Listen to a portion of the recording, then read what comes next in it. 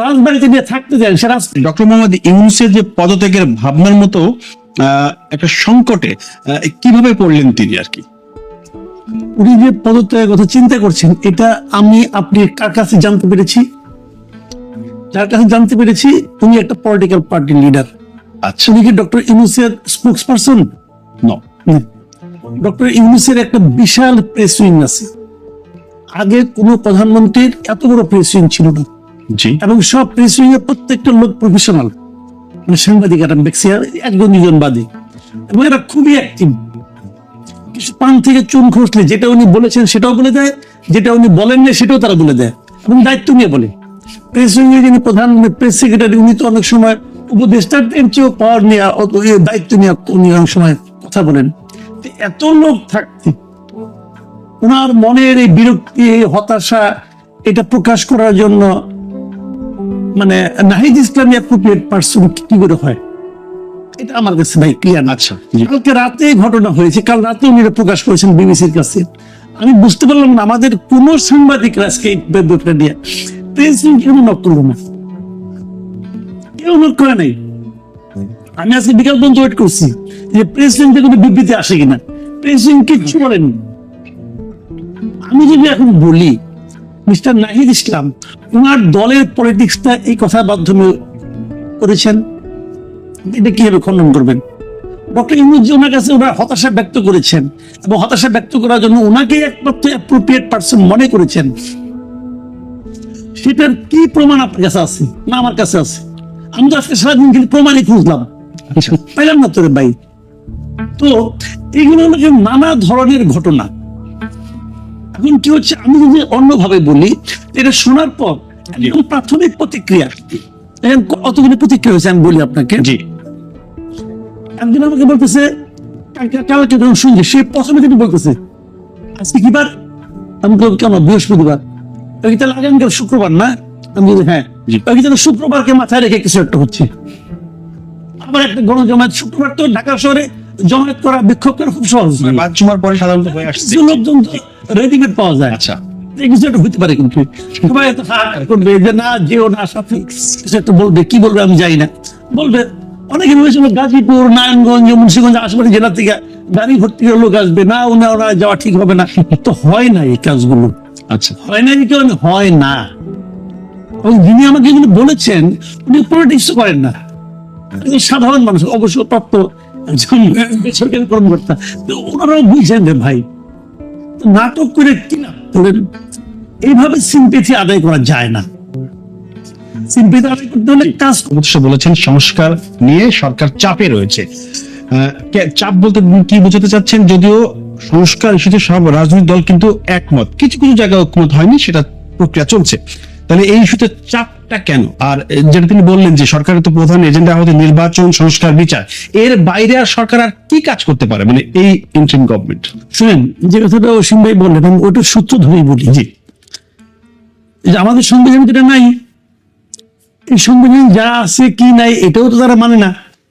তারা কিন্তু সংবিধানকে তাদের মতো করে মানে, কিছু মানে কিছু মানে না, যেটা পছন্দ না হয় সেটা মানে না, আবার মানে। আচ্ছা। আর এর মধ্যে ওদের বলতেছে যে সুপ্রিম কোর্টের আমাদের একটা রেফারেন্স আছে। ওটা কি আছে পড়ছেন? ওটার মধ্যে জাস্ট লেখা আছে day to day routine work গুলি করবে। আচ্ছা, ডে টু ডে রুটে, যেহেতু দেশে এই মুহূর্তে কোনো সরকার নাই, এক ধরনের সাংবিধানিক ভাবে কোনো সরকার নাই, অতএব একটা সরকার চালানোর জন্য দরকার। এই জন্য ইচ্ছা করলে রাষ্ট্রপতি তার ডে টু ডে ওয়ার্ক গুলি করার জন্য কতিপয় উপদেষ্টা নিয়োগ করতে পারেন। এটা কিন্তু রাষ্ট্রপতিকে ওনারা পরামর্শ দিয়েছে যে আপনি ইচ্ছা করলে কতিপয় উপদেষ্টাকে নিয়োগ করতে পারেন দৈনন্দিন কাজগুলো সারার জন্য। আচ্ছা, রাষ্ট্রপতি ওনাদেরকে নিয়োগ দিয়েছেন, ওনারা কিন্তু রাষ্ট্রপতির নিয়োগকৃত ব্যক্তি, কিন্তু এরা সবাই। এবং তাদেরকে দিয়েছেন কেন? ডে টু ডে কাজগুলি করার জন্য। ডে টু ডে কাজের মধ্যে পোর্ট কোথেকে আইলো, করিডোর কোথেকে আইলো রে ভাই, এটা বুঝলাম তোমারে। এবং সেখানে সংস্কার কোথেকে আসলো, বিচার কোথেকে আইলো, এগুলো কোথেকে আইলো?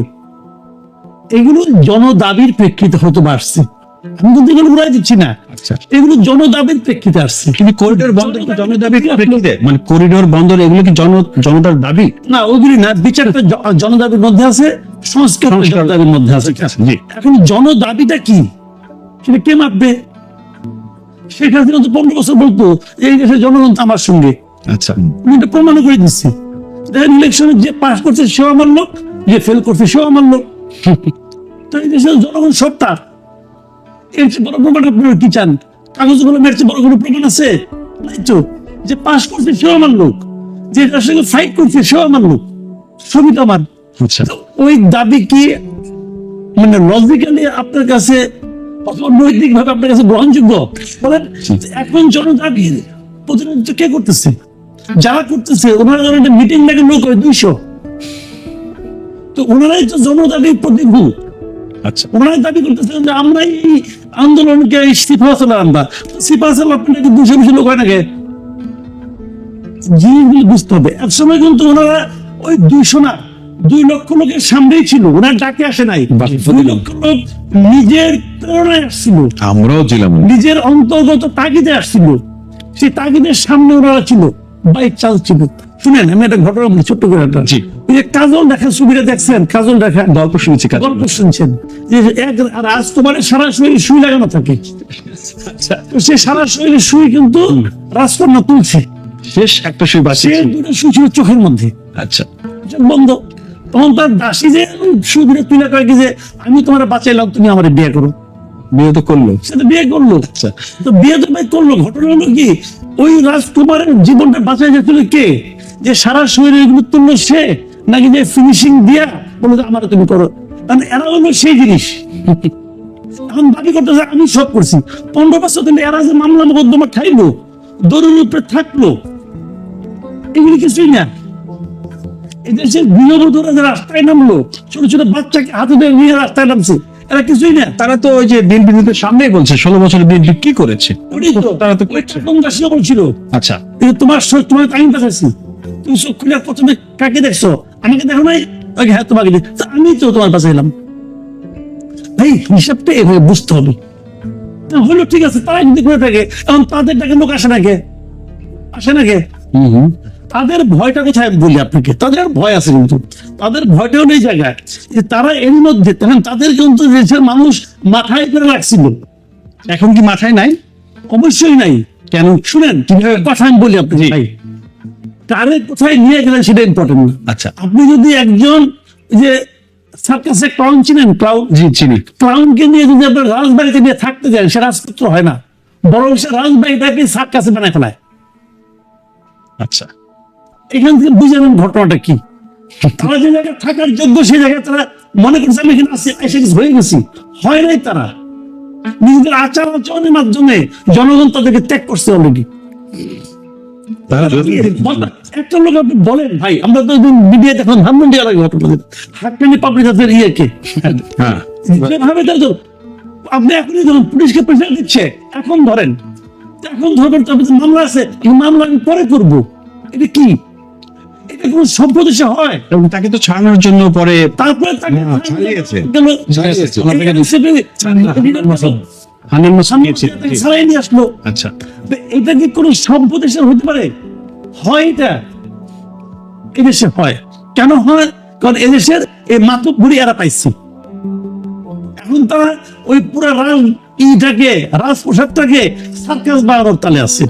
সংস্কার ইস্যুতে এবং নির্বাচন ইস্যুতে, করিডোর ইস্যুতে আপনি বিরতির আগে করিডোর বন্ধ নিয়ে বলেছেন। সেই ইস্যুতে আমাদের যে সেনাপ্রধান তিনি বক্তব্য দিয়েছেন দুদিন আগে, তিনি পরিষ্কার করেছেন তাদের অবস্থান, এবং উনি এও বলেছেন যে সংস্কার বা এইসব ইস্যুতে আমাদের সাথে কোনো যোগাযোগ করা হয় নাই, কোনো পরামর্শ নেওয়া হয়নি। বন্দর এবং করিডোর ইস্যুতে উনি ওনার বক্তব্য পরিষ্কার করেছেন। দেখেন সেনাপ্রধান ওনার মানে বিভিন্ন মানে উচ্চপদস্থ সেনা সদস্যদের নিয়ে যে মিটিংটা করেছেন দরবারে, এটার ব্যাপারে কিন্তু কোনো অফিসিয়াল কোনো ডকুমেন্ট কিন্তু আমরা কেউ পাইনি। হ্যাঁ, বাট সাংবাদিকের নিয়মে করেন বিভিন্ন সোর্সের মাধ্যমে, সেভাবে ওটা বাইরে চলে আসছে এবং বিভিন্ন মিডিয়াতে এটা নিয়ে লেখালেখি হয়েছে, এবং সেনা মানে সদর থেকেও এটার ব্যাপারে কোনো আপত্তিও আসে নাই। আচ্ছা, তারা কোনো বলে নাই যে এগুলো আমরা বলিনি, এ কথা বলেনি। কাজে আমরা আপাতত সাধারণ মানুষ, আমাদের তো আগ্রহ একটা আছে, আমরা ধরে নিতে পারি উনি এ ধরনের কথাবার্তাই বলেছেন, হুবহু ওই কথাটাই বলেছেন, ওভাবেই বলেছেন। এটাতে এক একজনে এক একভাবে লিখেছে। আমি কিন্তু 4-5টা ভার্সন পেয়েছি। কাজে এই কোনটা উনি যে কিভাবে বলেছেন এটা তো আর আমি বলতে পারবো না। তবে সবগুলো মূল বক্তব্য একটা জায়গায় যে মিল আছে, সেটা হলো গিয়ে উনি বলতে চেয়েছেন যে এই বছরের ডিসেম্বরের মধ্যে ইলেকশন হতে হবে। উনি বলতে চেয়েছেন যে আপনার করিডোর দেওয়া নিয়ে ওনাদের আপত্তি, এবং উনি বলতে চেয়েছেন যে মব ভায়োলেন্সটাকে একদম বন্ধ করতে হবে। এই কথা আমি মিল পেয়েছি, হুবহু মিল, সবাই এই কথাগুলি লিখেছে। যদি উনি এটা বলে থাকেন তাহলে ভুলটা কোথায়? আমি তো মনে করি এই 3টা কথাই এদেশের সাধারণ মানুষের কথা। আর আপনি বলবেন যে সাধারণ মানুষের কথা আমি কেমনি কইলাম, আমি তো শেখ হাসিনার মতো বলতে পারতেছি না, সব আমি আমার কথা বলতেছি, আমি আমার ফ্যামিলির কথা বলতেছি, আমি যাদের সঙ্গে মিশি, যাদের সঙ্গে আমি কথা বলেছি, আমি তাদের ফিলিংস এর কথা বলতেছি। এই 3টা কথা আমাদের সবার কথা। আমরাও চাই নির্বাচন ডিসেম্বরের মধ্যে হয়ে যাক, এবং ডিসেম্বরের মধ্যে না হলে হলে পরে দেশ একদম ক্ষতিগ্রস্ত হয়ে যাবে এটা মনে করি না। ডিসেম্বরের মধ্যে না হলে ক্ষতির সম্ভাবনা বেশি। আচ্ছা আচ্ছা, যে কথাটা অসীম ভাই বলেন, খুব দারুণ কথা বলছেন কিন্তু, যে উনি তো নিজেই বলেছেন যে কম সংস্কার হলে ডিসেম্বর, বেশি সংস্কার হলে জুন মাস। আচ্ছা, আপনি আমাকে বলেন তো বাংলাদেশে কোন পলিটিক্যাল পার্টিটা এ পর্যন্ত বলেছে যে আমরা বেশি সংস্কার চাই? কে বলছি? উনি তো পলিটিক্যাল পার্টি একজন মুখপাত্র বলবো না, দলের যদি বললো যে ছোট সংস্কারে আমরা ছোট সংস্কার চাই, ডিসেম্বর নির্বাচন, যদি ছোট সংস্কার দেওয়ার একটা অপশন থাকে, জি ধরেন এই কথাটা শেষ বলে নি, যদি ছোট সংস্কার চাওয়ার একটা অপশন থাকে